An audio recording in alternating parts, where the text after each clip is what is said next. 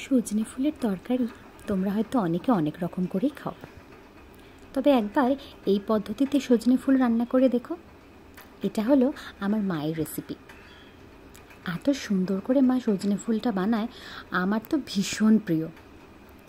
প্রথমেই সজনে ফুলটা ভালো করে বেছে ধুয়ে নিতে হবে। এরপরে এতে টুকরো টুকরো করে আলু কেটে নিতে হবে, আর নিতে হবে মটরশুঁটি। খুব একটা বেশি মশলাপাতির কিন্তু এই রান্নায় দরকার হয় না। কড়াইতে তেল গরম করে ছোট ছোট টুকরো করে কেটে রাখা আলুটা দিয়ে দিতে হবে, কোনো ফোড়ন ছাড়াই। আলুটা একটু ভাজা হয়ে গেলে তাতে টুকরো টুকরো করে কেটে রাখা টমেটো, কাঁচা লঙ্কা, স্বাদ মতো একটু নুন, সামান্য একটু হলুদ, আর দিয়ে দিতে হবে মটরশুঁটিগুলো। একটুক্ষণ কষিয়ে নিয়ে দিয়ে দিতে হবে পরিমাণ মতো জল।